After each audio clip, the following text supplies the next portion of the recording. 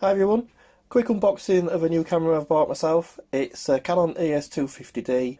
So they do quite a few different versions. You can buy it without a lens, you can buy it with a lens, different lenses, kits and so forth. I've gone for the STM kit. The main difference is the STM kit is one of the better ones. It has the silent motor, so you shouldn't really hire it when you're zooming in and out during recordings compared to the cheaper lens. There's only a difference of about £20 in the kits, so you may as well pay the extra and have the slightly better motor in the lens, to be honest. So it's nicely packaged. You get a user manual in about, well, just in about just every single language I think there is. And then in the box we have a camera strap. We have the STM lens. We have a power lead. So you have your battery, which is a small one. It's the standard LPE17 that they use on quite a lot of different cameras. So you can get variations like clones from Amazon, nice and cheap. This comes with a battery charger because I don't believe it supports charging via the USB port, which is a shame. And then the actual camera itself.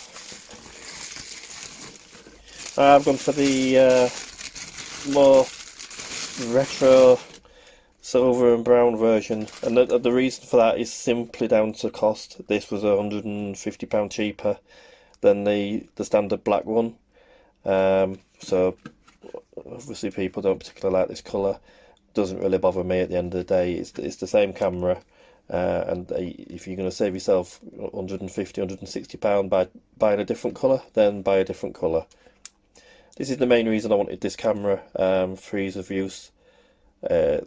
Nicely articulating, as you can see. You can have the camera facing towards you, you can have it at an angle, you can bend it around, twist it up. You don't have to have it on the back like a conventional fixed screen.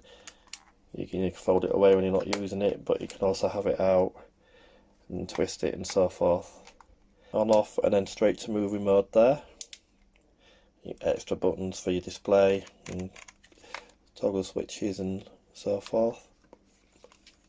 These do have an easy guide built in them as well, which you can disable, which is a handy little feature if you're used to just using, say for example, a smartphone for photography, and then you get something like this put in front of you. It might be quite daunting, but on the Canons, on quite a lot of the models, including this one, they do have an easy guide menu system which tells you what every setting does and makes recommendations for you. You don't have to use that. You can disable it if you used to a camera like this. I am used to a DSLR, but it's obviously still handy to have. And then your lens cap on the front.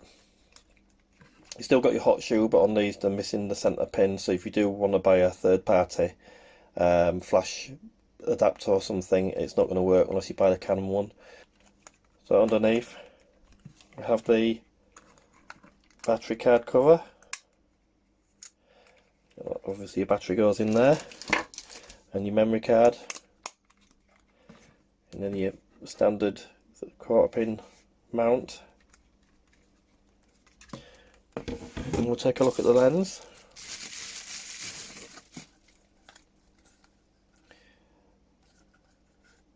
It's quite light and plasticky, but it is the higher spec STM lens. It does have a built-in image stabilizer as well. So installing the lens is nice and simple. You just line up the little square there with the square there, and then lock the camera into place and it clicks.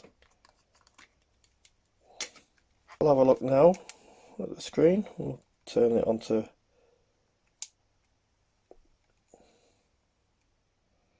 we know there's no card. So as you can see, this is your basic guide to give you an idea of what's going on. There we go. If you push menu, brings up all your options.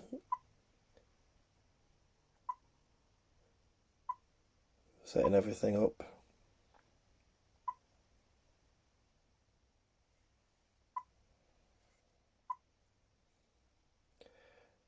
So for example, that's your easy menu there. It gives you an example of what everything does. If you click on something, it gives you hints about what they are.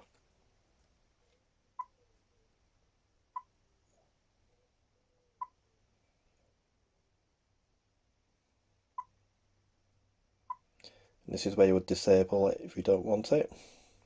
If you change your mode selector, it will give you an idea of what everything does. So it gives you an example of what you're doing.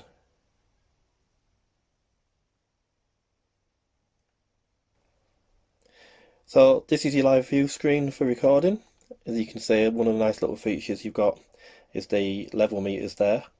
I think that's a really handy little feature, really, to be honest, on this. You can disable it. It only works when you have it in the full mode, not in the guided mode. But I think that's quite a handy little feature. You connect an external microphone to it, and then if you happen to be filming yourself, such as that, for example, you can see, what's going on. So all in all, first impressions, yeah, it's a nice little camera. Then I know they're not particularly cheap compared to like the 2000 and 4000 EOS models, but to be honest, for the difference in what you get in terms of the build quality and just the screen alone, for example, I think you're best off just trying to find a deal on one of these.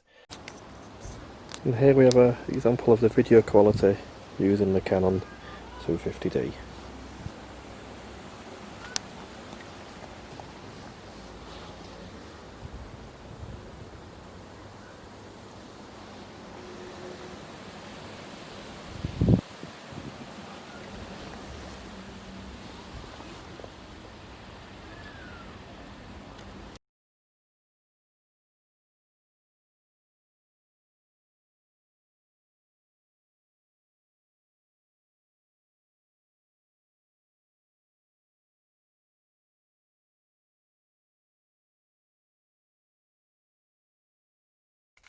So all in all, first impressions, I like it, and I'm looking forward to starting to take some product photos with it and obviously some YouTube content.